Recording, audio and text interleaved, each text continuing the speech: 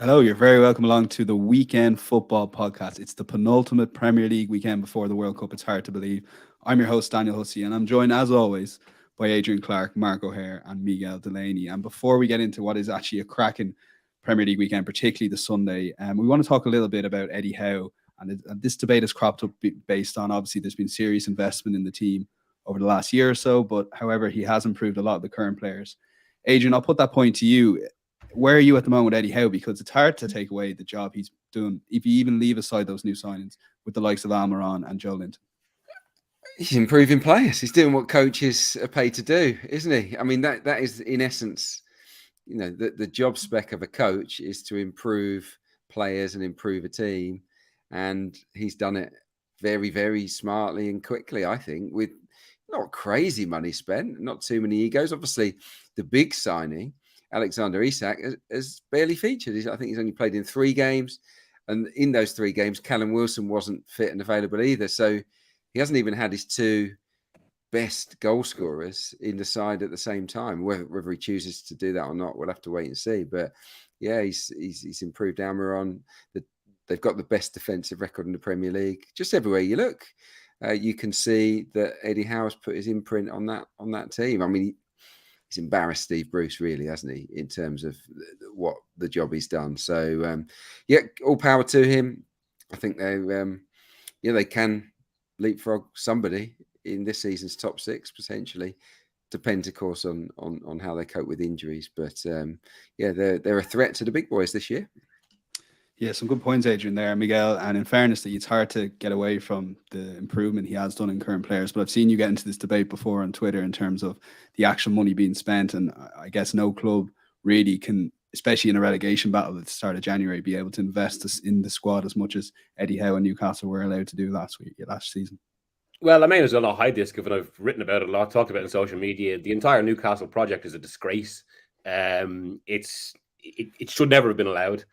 Yeah, all of it must go into that context. It's allowed the club to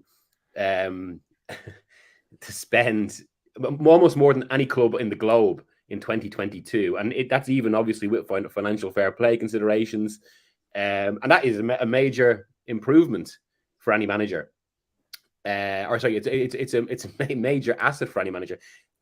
Within that, Eddie Howe is obviously a good coach, and they're reaping the benefits of that. It was inevitably going to have an effect. But ultimately these two things coming together. Basically, the amplified power of a sports washing project and having a good manager there. That and this is the reality of modern football now. Basically, if you want to compete, you either need revenues of 400 to 500 million or a state to take over you. Newcastle have had a state take over, and it's almost like the debate about Howe itself is almost a little bit moot. I mean, obviously, I've been there as well. It's at the press conferences, or particularly the one at Chelsea last year, when he's been challenged about taking the job because essentially becomes a forefront. He becomes a front man for the project. And that's all. Those questions are always going to go side by side with this. But I suppose he's having the opportunity to show he is a good manager. Yeah, Mark. I suppose I think people are generally surprised at how quickly Newcastle have kicked on this season. Particularly, obviously, I know they sailed clear relegation, but they were in a relegation battle in January, February, March. Are you surprised at how quickly they've managed to get into that top 6? And for you, is it sustainable that they can potentially challenge for Europa League or Champions League places come the end of the season? Yeah, I was surprised. I was surprised at the start of the season when the betting markets made Newcastle the favourite without the big 6 market, saying they would be the best challengers of the old guard, really, and they absolutely have been. They've been excellent, and I take both of what Adrian and Miguel says and agree with all of it, really. The way in which he's improved. You look at the team who played last week. There wasn't just Almiron, it was Joe Linton, Longstaff, Willock, Cher, players who were performing under Steve Bruce, but they've kind of gone to another level and another level beyond that under Eddie Howe. They're 4th in expected points, they're 3rd in expected goals process. They've got the league's best defence. They've lost just once.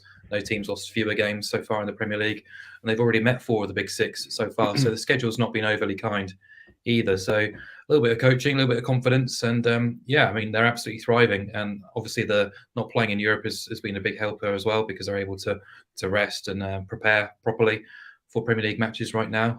World Cup will obviously help things, so we'll see how they return to form after the World Cup. But at the moment, they absolutely are contenders and challengers. I didn't expect them to be so, but I've been impressed with the signings that they've made and the way in which they've gone about their business. They've, I kind of assume they'd probably take the Man City route of going out and trying to find the next Robinho when the takeover went through, but they haven't. They've actually kind of done their due diligence and signed players clearly on the up and with potential to improve the team right now. So, yeah, there's been a bit of everything really. But I think as a footballing project, yeah, I've been very impressed.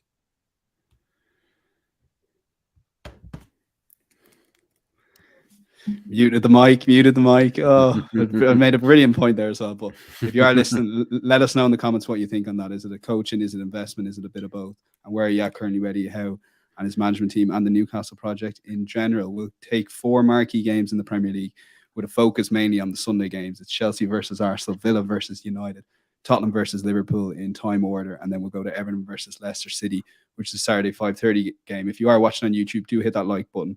And if you are listening on the podcast, do hit that follow and subscribe on the preferred podcast platform. We'll get straight into it, guys, and we'll go to Chelsea versus Arsenal and take a look at the betting that we have at matchbook.com. You can back Chelsea at 2.7, Arsenal are 2.82, and the draw is available at 3.55. Both teams to score yes is 1.77. Chelsea draw no bet here is 1.91 or 10-11. And Arsenal just above evens in the same market at 2.02. And the goal line is 2.5. So, Adrian, we'll stick with you for this one.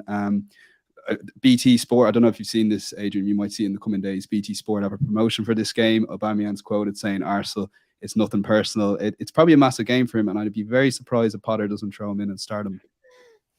Yeah, I guess so. He did play in midweek though, didn't he? So, 33 years of age, playing, a couple of games in quick succession that won't come easily to Aubameyang. I mean, he's doing okay. He's not setting the world alight, is he? I don't think Arsenal will be frightened of him.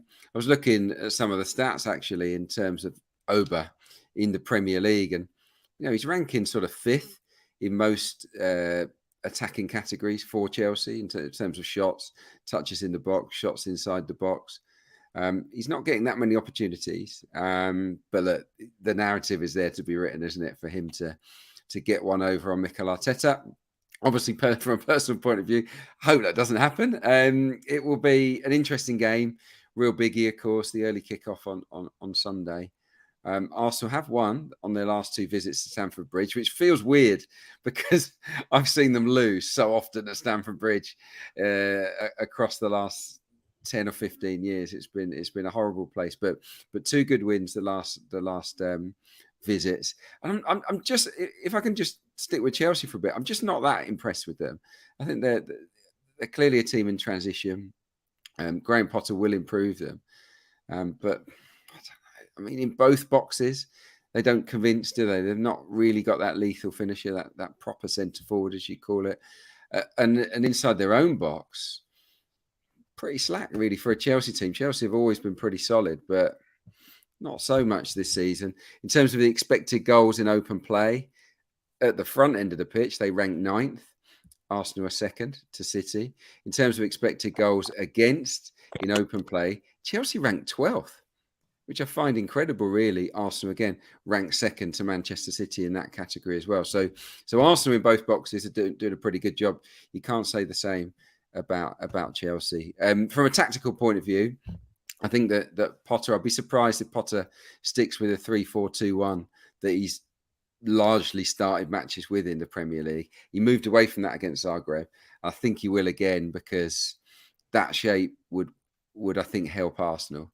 I think he needs a third body in midfield to sort of deal with Thomas Partey and the way that he can control a game. So I think that, I expect a 3 or 4 man midfield for Chelsea rather than just relying on a Jorginho on +1 or Kovacic +1. So, I think Arsenal will go there with confidence. Saka will be fit. I think Martinelli should be fit. Jesus is due a goal. I think Arsenal, I'm pretty confident that Arsenal can go there and not get beaten. I'm not going to sit here and say they're going to go and wipe the floor with Chelsea. But I think they can go there and get a result. So yeah, Arsenal plus a quarter of a goal is my pick. So that way, even if it's a draw, we still make a profit. One caveat is that Potter has a good record against Arsenal. You'll know this, Daniel. I think he's won three of his 6 meetings against Arsenal. So yeah, we're a little bit nervous when we play Potter teams, but I look at these two sides with my eyes, and I think Arsenal are slightly better. Well, actually, quite a bit better. Well, Chelsea don't have Mopé, to be fair, so Arsenal have every chance there. He's haunted Arsenal so many times. And incidentally, Saka took part in full training there yesterday, so I think the view is he will be fit for Sunday. Mark, I'll go to you, and Adrian touched on the formation. I think Potter's tried this Cucurella, a left centre-back, 3 or 4 times, and is either changed it completely during the game or by the early second half. With Chilwell being injured, I think it kind of makes Potter's mind up here that realistically he will play that back 4. Yeah, and injuries have really hurt Chelsea. You think of Reece James missing 2, as well as Chilwell. His options are fairly limited. I know they've got a big, deep squad, but I think there is a reason why Cucurella and Chalobah are being used regularly in centre-back options in a back 3. Sterling's being utilised as a wing-back, or a perceived wing-back. It's because they are missing key players across the park, really. And I sort of echo everything Adrian said, really. The midfield is a massive battleground in this match, and it's an area in which Chelsea came up short against Brighton last weekend, and it's an area where Arsenal have really asserted their dominance so far this season. So fascinated to see how that plays out tactically. And yeah, I mean, ultimately, the market is saying, just like Adrian said, that Arsenal so far have been the much better team of the 2. The league table suggests that too. But even if you look at the raw numbers, Chelsea have scored 17 Premier League goals this season. Arsenal have hit 30. That's a huge difference. And only 3 of Chelsea's opponents are in the top 8 right now. So the schedule has not been really difficult for them. Arsenal have scored multiple goals in 9 of 12. On 6 occasions, they've scored at least 3 goals. Chelsea has scored multiple goals in 6 of 12, and only once have they scored 3 or more goals as well. He's run through the XG numbers as well. They're all very, very positive in Arsenal's favour, and very underwhelming from a Chelsea perspective too. So in terms of open play, the advantages with Arsenal, set pieces, Arsenal have definitely been proficient in that area so far this season since the set piece coach arrived as well. And ultimately, they arrive with close to a full squad, and Chelsea are going to be missing Kante and Fofana and James. I think Kepa and Koulibaly are now doubts after picking up Knox as well. So, yeah, it's hard to make a strong case for Chelsea, even at that price. And I do get a little bit nervous backing Arsenal at shortish prices away from home in a big Premier League game when the expectation is there. But, I'm going to give them another chance. I did sort of kind of give them the vote of confidence when they went to Old Trafford, and I thought they played really well despite the defeat. So if they can repeat that kind of standard and be a bit less naive, shall we say, in the second half, then I think they're more than good enough to take something from this game. And like Adrian, I was surprised at their recent record against Chelsea. 3 wins in the last 4 Premier League meetings, including those back-to-back wins away at Stamford Bridge. Not something I associated with Arsenal. So, yeah, I mean, it's a great opportunity for them now to extend that streak.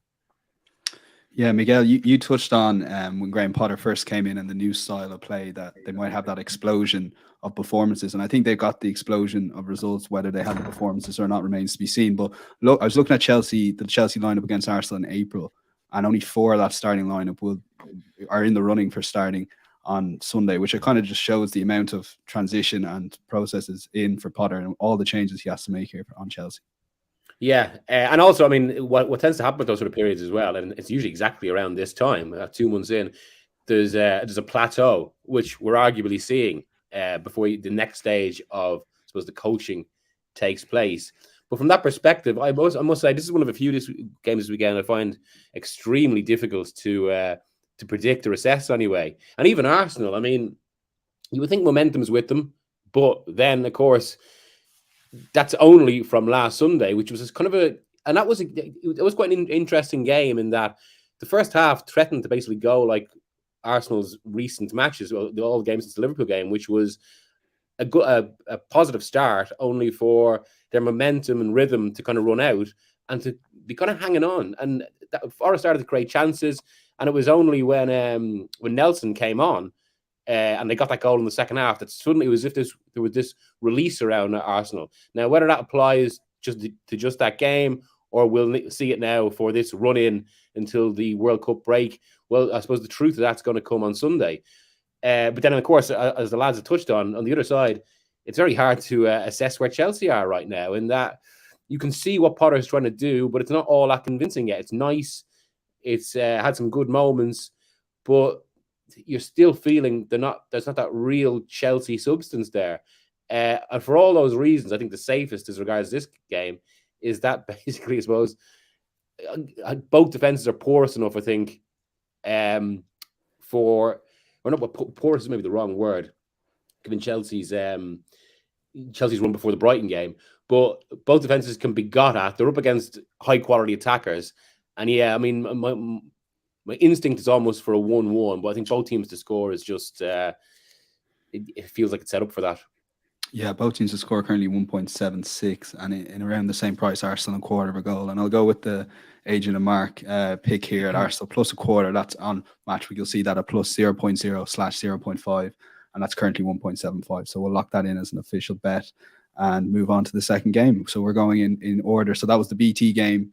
That'll be at 12 o'clock on Sunday, and then we'll go on to the Sunday game, Aston Villa versus Manchester United, and take a look at the betting currently at matchbook.com. You can back Aston Villa at 3.6, Manchester United 2.18 away from home, and the draw is available at 3.7. Both teams to score yes is 1.75, no is 2.18, and the Asian handicap sees Villa get a quarter of a goal head start here at 2.04, and United to cover that is 1.9, and the total is 2.5 goals, slightly shaded towards the over. So Mark, we'll head to you on this one. And look, I think this is kind of this game is set up so well, given it's Unai Emery's first game in charge. His last game against Manchester United was that Europa League final.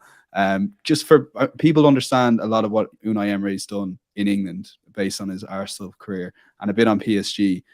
But with the likes of Villarreal and Seville winning the Europa Leagues, the Villa fans will be asking themselves, how did they do in the league during those seasons? Can you kind of give a bit of background to Unai Emery's career in Spain? Probably not as well as we'd expect them to do, considering his success on the continent in European competition. He does tend to excel in competitions when he's able to sort of mastermind a tactical approach in one-off situations or two-legged ties. In terms of league form, at least in recent seasons with Villarreal, when they made some quite lavish signings for a club of their stature, there was an expectation that they could kick on, close the gap between themselves and the big three at the top end of the table. And they largely underwhelmed, probably too many draws, and that's down to his pragmatism and conservatism, you'd have to assume.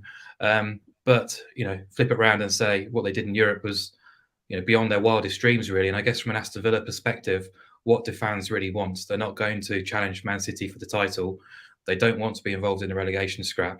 If they can, flitter around mid-table, it might not be the most exciting of campaigns, but if he can deliver a success in the Cups and bring Villa back into Europe, then they'll absolutely bite your hand off for that opportunity. So I think we just need to be realistic about our expectations for Unai Emery with Aston Villa. I think fans would absolutely want them to see them pushing towards the top six, or at least for European qualification that way. But if he can sort of navigate a run to a cup final, let alone a trophy, I think that will be semi-successful at least. So yeah, I mean, I don't tend to be too excited again or get involved in matches where there are new managers in place. There tends to be a bit of randomness about it. The new manager bounce is often a tribute to it too. And Aston Villa have been pretty wild, haven't they, since Gerrard was dismissed? Absolutely wiped the floor of Brentford, and then were totally dismantled by Newcastle too. But Emery's not had a huge amount of time to go in there. But as I say, he is a pragmatic head coach. He's not the kind of guy to release the handbrake if there is one. He will look for a solid and firm foundation to work from to begin with, and he will drill his team to be organised and well prepared. He's very much a believer in detail and knowing the fine lines of what's required, really. So he also loves the underdog role too. So I think Villa can be competitive in this game without knowing a huge amount about how they're going to line up tactically and personnel-wise. But I think they're aided by the fact United are playing Europa League football on Thursday night in a big game against Real Sociedad. I mean, both teams are already qualified, but there's top spot in that group up for grabs, which is a big carrot in the Europa League this season. So I'm assuming they field a relatively strong team in that match, which will give Villa a bit of an advantage at least. So, and yeah, look, I've been impressed by United's kind of incremental progress. They're unbeaten in 5 in the Premier League, alternating between wins and draws. But bar Spurs, they've not really blown teams away, and the majority of their wins have been by narrow margins, especially away from home, has to be said, where I think at times they've been fortuitous in terms of picking up points when they've not performed too well. But I do think the midfield is obviously functioning much better now with Casemiro in there, Eriksen there. The defence is improving week on week. They've shut out Spurs, Newcastle, and West Ham in the last 3. They're up against a Villa side who's failed to score in 3 of 4. Now being managed by a pragmatist. So my approach would be to oppose goals. I'm surprised that overs is the favourite of the two. So I think that does lend itself to opposing goals at a nice price. You can get evens for under 2.5 goals. You can actually get under 2 3/4 goals at a reasonable price too, which just guards against the likelihood there could be exactly 3 goals. But neither team are sort of hitting overs regularly in the Premier League this season. Only 2 of 6 at Villa Park have gone over, and actually 9 of United's last 12 in the Premier League have gone under as well. So in their last game against Newcastle, they fielded Bailey, Buendia, Watkins, and Ings against Brentford and Newcastle. I can see Emery sort of putting that handbrake straight back on and solidifying that team as much as he can ahead of this match. Yeah, Miguel, I'm fascinated with that Villa story and where they're going to go, because they've had that year under Gerrard. They've gotten this big name manager in Unai Emery. But I guess, as Mark touched on, it's got to be patient, and there will be a bit of pragmatism when it comes to Emery's tactics. Yeah, that's it. And as Mark touched on at the top of this, I mean, I don't want to describe Emery as a cup manager. He's more than that, but it's certainly true. His approach is better suited to those cup games. Hence, that's where we've seen most of his success. Because his league performances haven't been, I mean, they probably haven't actually matched the stature or the profile he's got. Let's see how. I mean, I was going to say that's a potential concern for Villa, but let's see how it develops. He does seem to have full control, or a lot of control, I should say, at the club. But yeah, from that perspective, and also given his own results against Manchester United, actually. Not least the last one. It's hard not to see a low-scoring game here. Potentially a clean sheet for at least one of them. Emery, he will set up to contain United. United have been making progress under Ten Hag. It does feel like the defensive structure of the team is right. But at the other end, they still need that firepower, which is why we've seen so many low-scoring games. Yeah, and it does all feed into another low-scoring game here, which is why under 2.5 is quite safe. Yeah, under 2.5 currently, 2.04 there. Adrian, just a little bit on Manchester United. Bruno Fernandes is obviously suspended here with 5 yellow cards. Where are you with him? Because look, it's been a lean spell for him in terms of goals and assists. And if he's not contributing that, he's sort of a similar player to Alexis Sanchez. I always found that if he's not scoring goals or assisting goals, then he's kind of sometimes getting in the way of that attack. Yeah, he's one of the most irritating players to watch, isn't he, in the Premier League? Yeah. He's I don't know, not my favourite character. But he's got talent, no doubt about it. But I think they've got the players to cope with his absence in this match. Rashford's in good nick, isn't he? He's playing ever so well. I think he'll be a threat. But no, I agree with the boys. I think that this has absolutely the look of a low-scoring game, especially after what happened to Villa at St James's. That refocuses the mind, doesn't it? It makes you think, right, that can't happen again. So you'll naturally tighten up. You've got Emery, who knows how to keep Manchester United at bay. He's done that with Villarreal. So, yeah, he'll be cautious. United's defence, obviously, they're shorn of Varane at the moment, but 3 clean sheets in 4 isn't bad. But, yeah, I'm looking at some of the other stats. Villa have failed to score in 6 of their 13 matches. That's plenty. And the angle I was going to take was both teams to score no, which sort of Miggs hinted at there. That's a pretty good price as well. It's actually slightly bigger price than under 2.5. So it's the 1-1 that kills you if you go down that route. But yeah, 8 of 13 Villa games, both teams to score no has landed. So that's pretty impressive. And it's happened with half of Manchester United's matches as well. So the odds would suggest that BTTS no might not be the worst shout in the world. So it's just an alternative to under 2.5. But yeah, I think this is, ahead of kickoff, opposing goals feels the right thing to do. Yeah, as Adrian touched on, 2.18, both teams to score no. We will lock in under 2.5 goals at 2.04, but it is the great debate. Do you go both teams to score no? And you get covered if there's a 2-3-4-0 as well. or do you lock in the under 2.5? But we'll lock in under 2.5, 2.04 Villa versus Manchester United. And arguably, well, it is the marquee Sky game this weekend. It's Tottenham versus Liverpool, and arguably the game of the weekend. We'll take a look at the betting as we have it at matchbook.com. Tottenham can be back to 3.5 or 5-2. Liverpool are 2.18, and the draw is available at 3.85. Both teams to score yes is 1.6 and no is 2.5. And the Asian handicap line sees Spurs get a quarter of a goal head start at 2.08, and the goal line is 2 3/4. So yeah, Miguel, this is a massive game, and take it back to Conte's and Tottenham during the week. I saw a great tweet at halftime saying Conte's in the stands for this game, and that might not be necessarily a bad thing to watch a Spurs team play and maybe try and find ways of fixing it. But look, they got the job done. Yeah, there was the other one going around about the kickoff time as well. Given so many of Spurs' performance recently, like come late in games, and Dan Kilpatrick, who works at the Evening Standard, had that one about they're actually the complete opposite of Mourinho teams in the sense that Mourinho's team would get a lead, sit deep, and get done, whereas Conte teams it feels give up a lead and then go for it.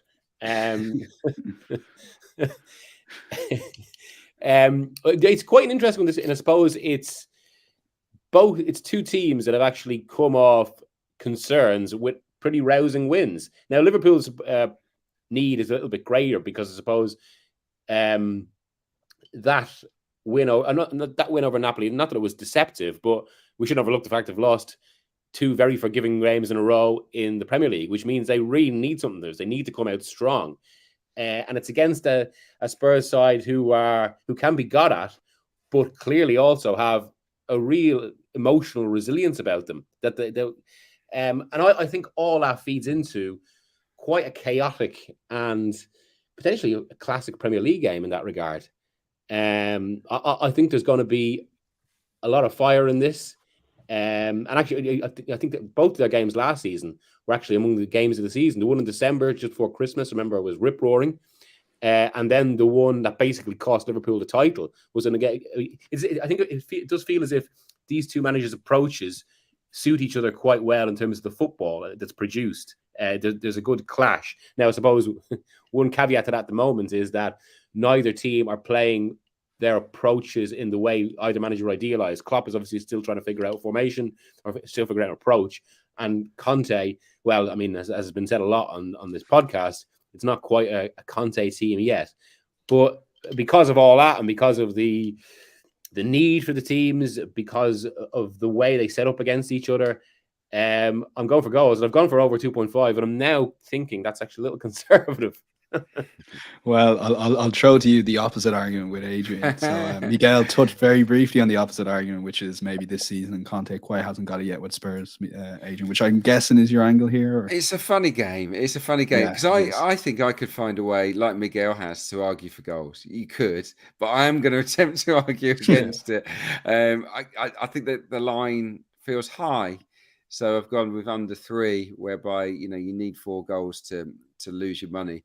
The reason being, I think Spurs are a poor first half side, but at the same time, Liverpool are a team that keeps being slow starters themselves, don't they? So when that happens, when you throw that into the mix, we might have a surprisingly dour first half where Liverpool are absolutely desperate not to concede the first goal, and Spurs likewise they're trying to stabilise before a second half push. I can see this one being a little bit of a slow burner. We've got to obviously mention the fact that Son is out. So it's a big reliance on Kane. And even though Son's not had a good season, he is a real connector, isn't he, between defence and attack. And I don't know what the state of play is with Kulusevski. I know that Mora will probably play in Son's absence, but he's a little bit short of game time. So how much impact he can have, I don't know. I just feel that Conte is naturally pragmatic, especially in matches like this. So he'll have the 3 centre halves. He'll have the wing backs when Liverpool are attacking. He'll be frustrating. He'll have those midfielders screening pretty deep, looking for the counters. And Liverpool, I found it quite tough to break those kind of teams down, haven't they? In the past few years, Liverpool have also been wasteful. No one's had more shots than Liverpool this season, but their conversion rate is their lowest for I think 7 or 8 years. It's I think 10%. It's around 10% conversion rate. And are Spurs going to offer Liverpool up a lot of chances in this game? I don't know. I don't necessarily think they will. So I think this is a match that looks like it's going to be a classic that might end up being the opposite. I'm not saying it's going to be boring, but I'm not sure it's going to live up to the hype. So yeah, under 3 is my pick, but it is a tough one to call in my opinion.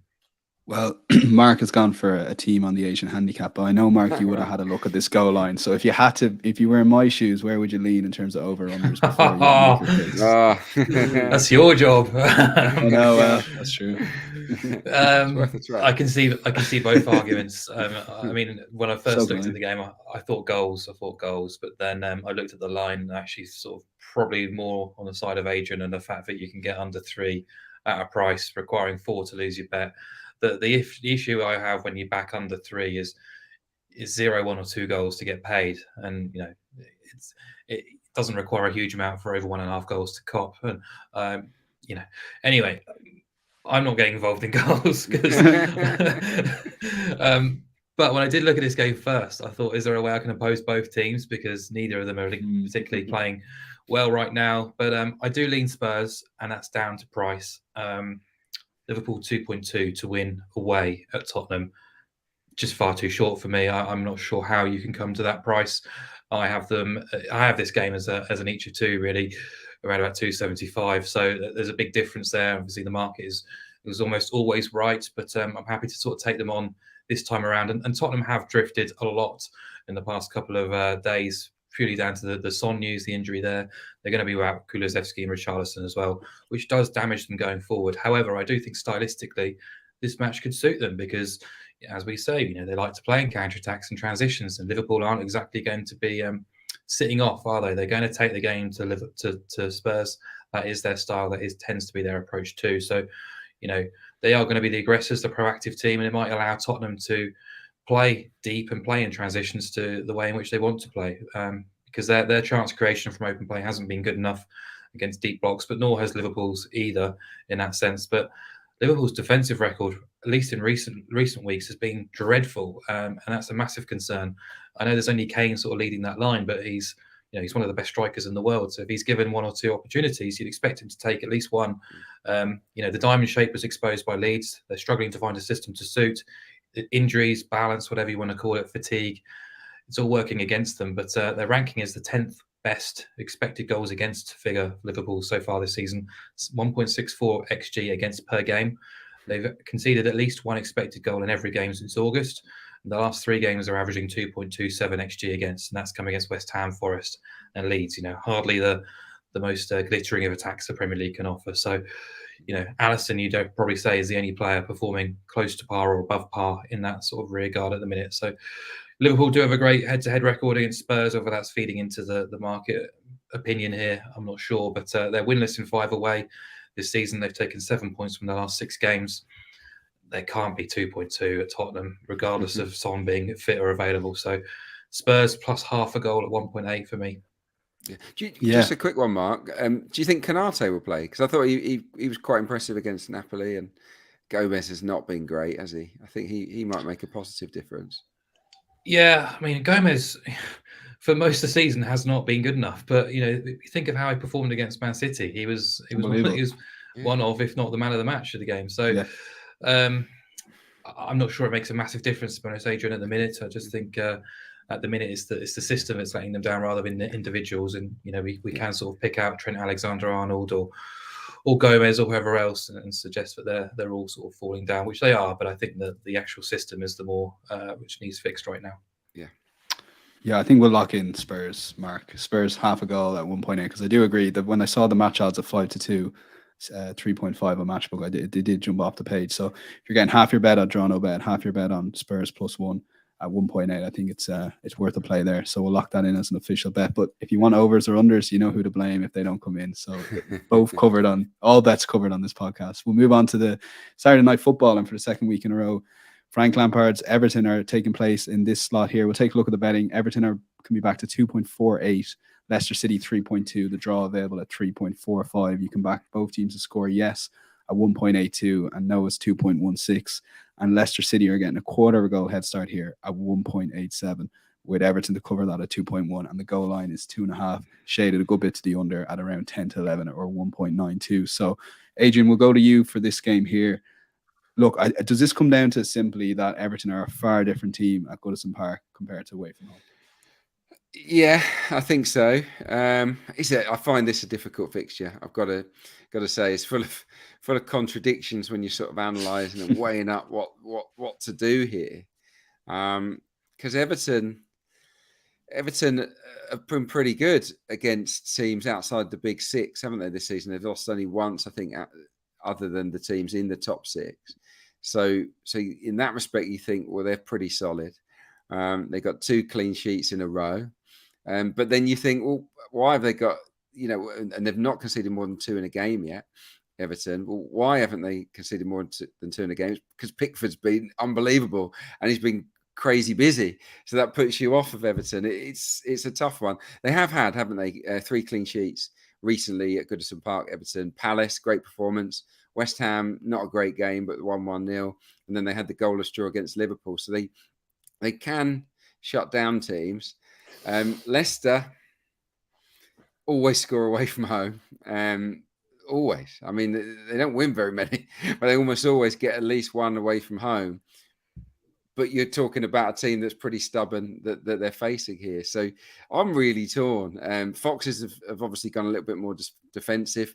3 clean sheets prior to that 1-0 defeat to City, which again was ultra defensive from their point of view. They sort of ripped up their normal game plan and just sat in there. And it was only a brilliant free kick that breached them. So you can almost call that 4 clean sheets in a row for Leicester to a degree. So they come into it defensively solid, certainly compared to before. Where does that leave us? I've been so conflicted. I've flip-flopped, I'll be honest, in my assessment here. But I've landed on unders, under 2.5 goals, probably for the reasons that I've just outlined, that both defences, Everton at home, Leicester in recent weeks have been really, really solid. So I think this will be a quite a competitive, old-fashioned maybe, bruising contest, but it might not be one field of goals. So under 2.5 is my pick.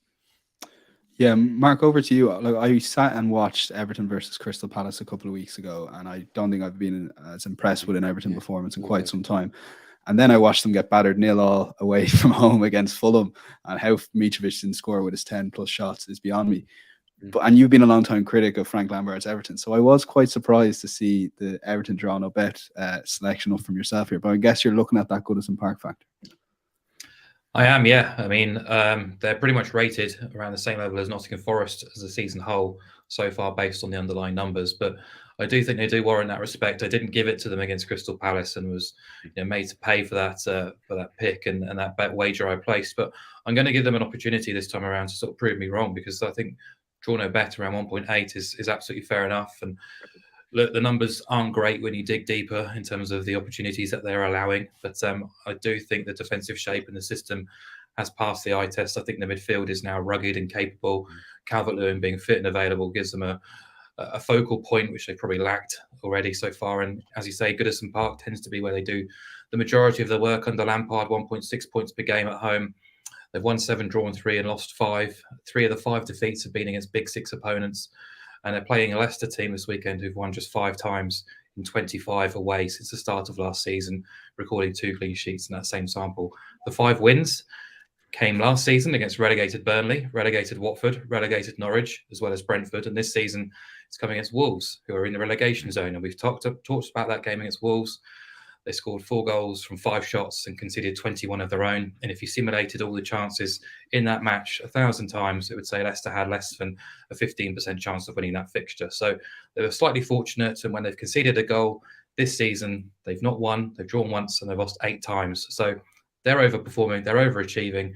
They do have that X factor in forward areas, which always makes me worry a little bit. But yeah, I think they've been recently quite happy to adopt a sort of more reserved approach. So, it could easily go under. In fact, I think it probably will go under, but I'm going to give Everton the benefit of doubt and back them on the draw no bet. So money back if the game ends in the draw. Yeah, so that's Everton draw no bet for Mark. Adrian's with the unders. And Miguel, you've an interesting sort of way in, kind of similar to Adrian, I guess, in the both teams to score no. Yeah, I think it's going to be an absolute dog of a game I saw a comment there. Yeah, both dreadful here. So yeah, most with Everton. I mean, Lampard has kind of embraced the old, rather than the school of science, the old Everton dogs of war, and kind of yes.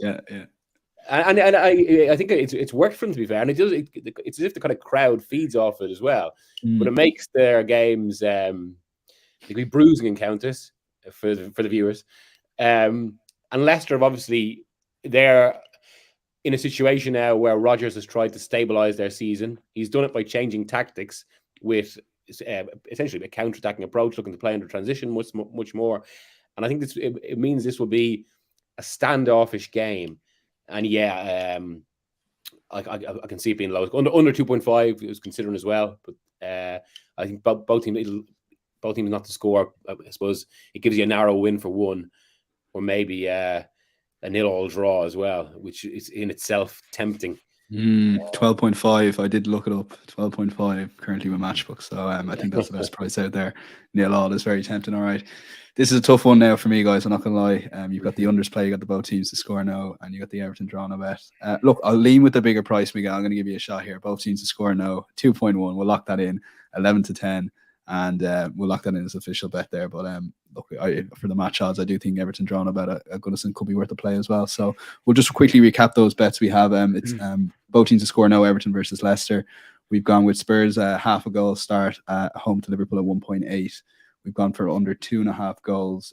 Villa versus United at over evens at 2.04, and Arsenal plus a quarter of a goal head start at 1.75. If you want a recap of those bets or any of the bets we're going to cover, insights.matchbook.com. There'll be a full recap there up on Thursday afternoon, where we'll go through the best bets and any other bets as well. So we'll move on to EFL, Adrian. There's no League One or League Two this weekend. It is FA Cup weekend. So you have a couple of plays in the Championship. And I just want to, most people are aware the Championship isn't a crazy division at the best of times, but Blackburn currently sits second in the table, 11 wins, 0 draws, and 8 defeats. And you like them here this weekend? Yeah, I mean, second place 24th, so second place bottom, and you can back a home win. Blackburn 1.86. I think if this was in the Premier League, second playing 24th, you'd be looking at a very, very skinny price. But I guess that's the nature of the Championship. It is more unpredictable. But the numbers, the form book, they all point to a likely home win. I mean, from 9 games at Ewood Park for Blackburn Rovers, 21 points. That's the second best record in the entire division. I think the stats do say that Blackburn have maybe been a bit lucky, and that their good form might be a touch unsustainable. But in general, I think they've been very, very good. Obviously, I think part of the reason might be that Sam Gallagher is out at the moment, or he was out in midweek. He could come back, I hear, for the game. Brent Brereton Diaz has been in excellent form. They've got a couple of really good young players. Tyler Morton from Liverpool has been superb in the heart of their midfield. So I like Blackburn. I really do, under John Dale Thomas, and they're flying. At Huddersfield, I mean, they've got the worst away record as well. I think they've got 2 points from 7 matches on the road. They're winless. And in those 7 matches, they've conceded twice or more in 6 of them. So I struggle to understand really why Blackburn aren't at a shorter price. And I'm happy to gobble it up. So it's Blackburn at home to Huddersfield, currently 1.86. We'll come back. There's another EFL selection, Adrian, which we'll touch on in a second. We'll get to European bets, and we're going to go to you, Mark. You like a pro Jose Mourinho's Roma angle in Serie A? Well, yeah, it's the capital derby in the Eternal City between Roma and Lazio on Sunday. Always a special occasion. Roma, the nominated home team this time around. But yeah, I am pro Roma. Partly down to data. They've been very, very good. They've been a bit unfortunate in the bigger games so far this season, but also partly down to the team news, which is very negative in terms of a Lazio perspective. They're going to be missing Ciro Immobile, and also Sergei Milinkovic-Savic is ruled out through suspension. So they're 2 pretty significant losses.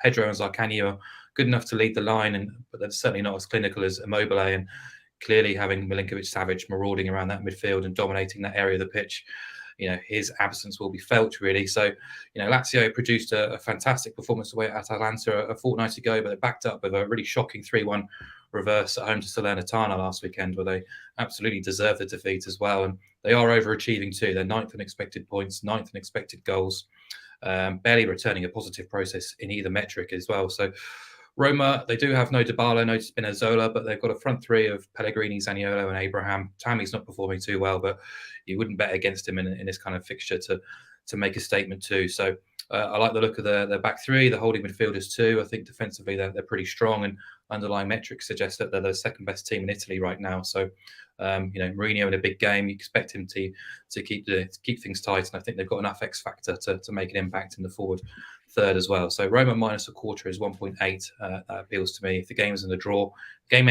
we only lose half of our stake with half returned. That's Roma and a quarter, as Mark said, versus Lazio 1.8. And Mark, we'll stick with you for your best bet, and it's league on goals. It's more league on goals. So take it away with your best bet and give us the case. Yeah, Trois all's there. It's Friday night. It's a derby game actually. It's called the Derby della N99 or 79. I forget which road it is now, which links to the two towns. Very inventive, the name of that derby. But it's only about an hour between the two teams, so it should be a decent atmosphere on Friday night. But Trois are going great guns in terms of what they're doing in the final third. They scored 3 goals against PSG last weekend, despite losing, and they've been playing in that kind of manner all season under Bruno Alves. Very much front foot. There was plenty of attacking impetus and flair too. They've only failed to score twice. They've scored twice or more on 8 occasions from 13. And they've got the best attack in the bottom half. And if you look at their goals for tally, it's 24. Monaco and Lille have only scored 1 goal more than Trois so far this season, which kind of goes to show what kind of team this is. However, that kind of gung-ho approach does leave them exposed. They've conceded in every game so far this season. Only rock bottom Angers have conceded more goals, and 8 of their 13 opponents have scored twice or more. So overall, 11 of 13 have featured both teams scoring, including both home fixtures against rock bottom pair Ajaccio and Angers. So Auxerre are the visitors. They got their first clean sheet since August last weekend against Ajaccio. They're not a great team defensively. They've pretty much got the same defence, but won the promotion last season. Their player of the season has been the goalkeeper so far, but they do offer a threat of their own going forward.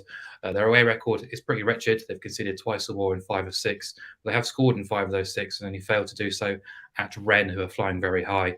Overall, they failed to score just twice, and 9 of 13 have gone both teams to score as well. So I'm expecting goals in this game. I think overs is a nice price, but BTTS at 1.8 would get my vote. Both teams to score, as Mark mentioned, 1.8. And incidentally, he has his other selection of league on goals up on Matchbook Insights or insights.matchbook.com. Before we get to best bets, Adrian, very briefly, you want to touch on another championship selection. That's Sunderland versus Cardiff, and at 2.26, so around 5-4 currently. Yeah, there were 2 reasons that I'm attracted to this. First is the price on the home win for Sunderland, but it's really the directionless of Cardiff City. They're having a nightmare at the moment. They've lost 4 of their last 5. They still haven't got a manager. Where's Vincent Tan? Where is he? He's a bit of an absent owner at the moment. They didn't seem to have made much progress at all in their sort of quest for a replacement for Steve Morrison. So Mark Hudson is continues to take caretaker charge, and it's not really going very well. As I just said, 4 out of 5. Their away form is wretched. They've blanked in 6 of 9 away games this season, Cardiff City. And the only teams that they haven't conceded at least 2 against on the road have been in the relegation zone. So up against a decent team on, away from South Wales, they have an appalling record this season, Cardiff. So yeah, I have to side with Sunderland, who have had a good week. They didn't play brilliantly at Huddersfield, but they won by 2-0. They got a good, creditable draw, 1-1 away at Luton, which is quite impressive. And Ellis Sims, the guy on loan from Everton, good player. Really like him as a centre forward. He's back from injury, and I think he will lift them. I think he might play up front with Ahmed Diallo on loan from Manchester United. So I don't know those two, with Pritchard and Embleton and co supporting, can cause Cardiff issues. So yeah, I think it's a nice juicy price on Sunderland to beat an out of sorts Cardiff. Yeah, and as you mentioned, Sunderland have a number of exciting young Premier League loanees, and incidentally, Sunderland currently 2.26, as I mentioned, on Matchbook. That's the best price on offer at Odds Checker at the time of recording. And if you are looking to set up a Matchbook account and you want to take a look at the exchange, if you've previously used an exchange or you want to use an exchange first, we have a great welcome offer at the moment. It's a £30 welcome offer. It's money back as a free bet. If your first bet loses, it's completely risk-free, £30 welcome offer. All you have to do is enter the bonus code INSIGHTS30. That's INSIGHTS30. And invariably, as I touched on, if you check the Odds Checker grid, we will be best price, and particularly when those margins tighten around an hour or two before kickoff. So well worth checking out. And we touched on a little bit on correct score markets. We're very competitive. It's just the nature of the exchange. So well worth checking out. £30 welcome offer, bonus code of Insights30.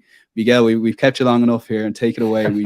You're sticking to the brand. We're having a best bet here at over 2-1, 3.05 Leeds versus Bournemouth. Well, I mean, it wouldn't be one of the podcasts without one of these from me, would it, at this point? So yeah, Leeds Bournemouth over 3.5, going big. Again, it's just look at the chaos of game of Leeds. It's a word I've used a lot actually in the show today, but I think it maybe sums up where we are 2 weeks out from the World Cup. And also, I think the general, it was something that struck last week actually from underneath, say, the teams that would usually finish top 6 and now Newcastle. So we'll say like the outside the wealthiest 7 in the Premier League. It's such an even division now, and I think that's fed into some like it's like something out of the 1970s in terms of the mayhem of so many matches. With Leeds being a particular example of that, they'll be buoyed as well by, of course, beating Liverpool last week. Really pulled that out. Bournemouth, I suppose, remain. I mean, there's this kind of, it's not quite uncertainty over the club, but we're kind of waiting to see what's next. And in that means they're never fully reliable in any given game. I think this is a match that'll be dictated by Leeds' football. Both, again, have been involved in some really high-scoring matches this season, often when they've conceded. And I think that'll be a case of, how to put it, the movable object against a stoppable force. A lot to give it. Yeah, so that's Leeds versus Bournemouth, a Miguel classic over 3.5 goals, but it is a good price at 3.05. So well, we're checking out. And if you want to play it a bit safer on Matchbook, you're more than welcome to. But of those that like placing their Premier League multiples on Matchbook over the weekend, they'll be excited to know that there is one more Premier League bet coming up here. It's Adrian's best bet: West Ham versus Crystal Palace. Both teams to score no. Yeah, I like both teams to score no. Don't know. Liverpool, like Miguel loves a high scoring one. Well, when I think of West Ham at the moment, I just think of low scoring games, full stop, really. They get to concede more than 2 in a game. But they also are prone to blanking, aren't they? I think they failed to score in 46% of their matches in the Premier League this season. So almost half the games, they don't actually get a goal, West Ham United. So that's something to consider.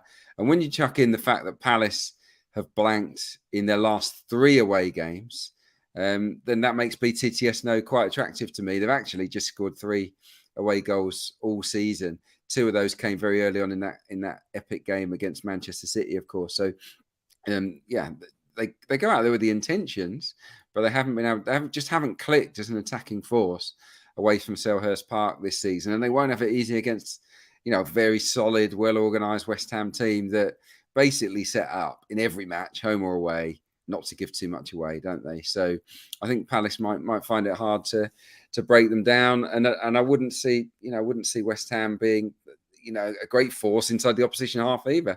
I mean, Scamacca is a good player, but maybe not struggling a little bit at the moment. You could say the same for Jared Bowen. Antonio was bright off the bench, wasn't he, at Old Trafford, but he's been light on goals. So yeah, you chuck everything into the mix. I can absolutely see a game that's low scoring, and I can see one or even both teams failing to score. So yeah, that's where I'm headed. Yeah, and so that's both teams scoring now. 1.3 West Ham versus Crystal Palace, Sunday 2:00. I touched on correct score markets. Matchbook currently 10.5. The rest of the sports books in around the 8-9 to 1 mark. So again, that'll tighten up before kickoff. So I can see myself having a few euro on the nil all, going maybe 5-10 minutes before kickoff. Just something to cheer on the non-TV game. My thanks to Mark. My thanks to Adrian. My thanks to Miguel.